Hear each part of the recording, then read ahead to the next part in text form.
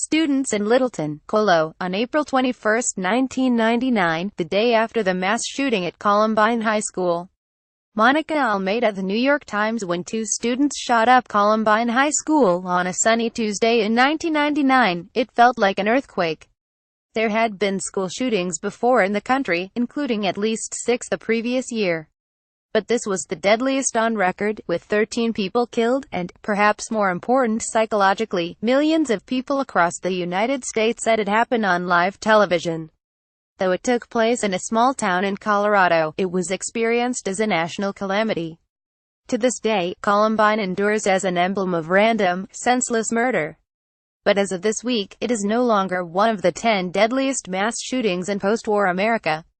When it happened, Columbine was the nation's 5th deadliest mass shooting since World War II, surpassed only by attacks at a Luby's restaurant in Killeen, Texas, in 1991, 23 deaths at a McDonald's in San Ysidro, Calif, in 1984, 21 at the University of Texas at Austin in 1966, 15 and at a post office in Edmond, Oklahoma, in 1986, 14. Yet today, not one of those shootings is among the 5 deadliest. That category, which previously covered more than 30 years, is now occupied entirely by shootings from the past decade, all but one from the past 5 years.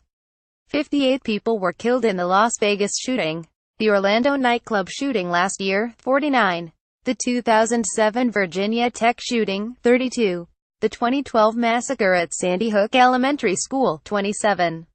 As of Sunday, the 5th deadliest mass shooting since World War II is the attack on a Baptist church in tiny Sutherland Springs, Texas, which killed 26 people. Columbine was the first mass shooting in nearly 8 years that killed 10 or more people, and after 1999, 7 years would pass without one. Today, such gaps are unthinkable. 5 of the past 6 years have included at least one shooting with 10 or more casualties.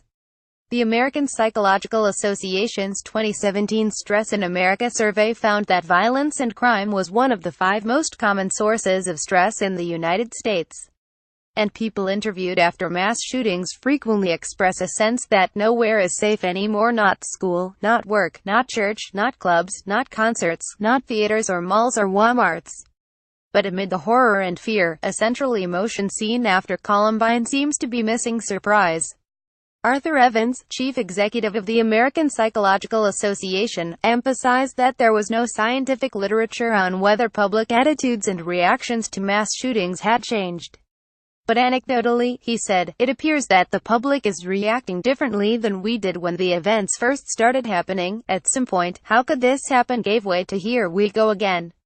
The mood is seen in interviews and even in satire. The Onion has published the same article, headlined "No Way to Prevent This, Says Only Nation Where This Regularly Happens," after 6 mass shootings. This is not surprising, Dr. Evans said, given what scientists know about how we react to repeated stimuli.